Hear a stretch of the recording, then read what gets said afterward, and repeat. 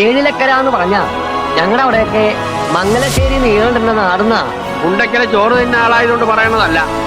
കുണ്ടക്കര കുഞ്ഞേശൻ നമ്പ്യാരുടെയും അനന്തരവൻ ശേഖരന്റെയും പേര് കേട്ട നീലാണ്ടന് മുട്ടിടി. നായരെ ആ കരയിലാരാന്ന് നോക്കി. ആരാണോ? നിങ്ങക്ക് മനസ്സിലായില്ലേ?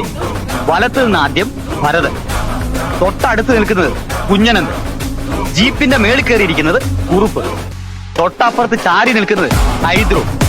4 കുപ്പിക്കണ്ടങ്ങളാ മംഗലശ്ശേരി നീലകണ്ഠന്റെ പട്ടാളം.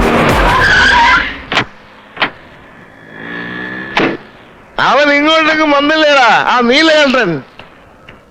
എന്റെ ശേഖരനെ ആൾക്കാരെ വട്ടപ്പിടിച്ച് നിർത്തിയിട്ടാ. ഇല്ലെങ്കിൽ ഇന്നലെ തന്നെ തീർന്നേനെ ഇവന്റെ കഥ.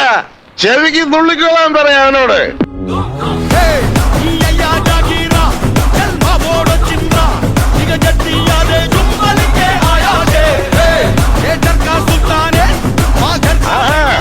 അപ്പൊ നീ ഇവിടെയൊക്കെ ഉണ്ടല്ലേടാ പട്ടി. പട്ടി കേട്ടില്ലേ? വേണ്ടതില്ല, എന്റെ കൈ ധരിച്ചിട്ട് പാടില്ല. ഉള്ളിൽ 1000 മുള്ളു കുത്തിയിറങ്ങുന്ന വേദനയിലും എനിക്ക് സന്തോഷിക്കാൻ ഇതാ ഞാനിതിവിടെ ഉപേക്ഷിക്കാണ് എന്നേക്കുമായി. എന്തായാലും ഉപയോഗിച്ച പ്രയോഗം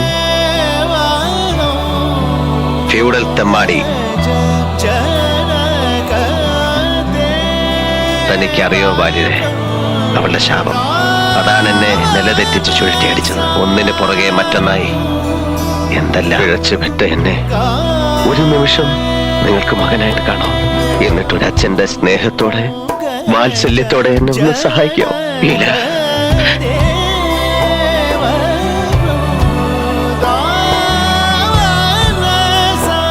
എന്റെ മുഖത്ത് നോക്കി പറയൂ, നീലാണ്ടന് ഭാനുമതി ഇല്ലാതെ പൂർണ്ണതയുണ്ടോ?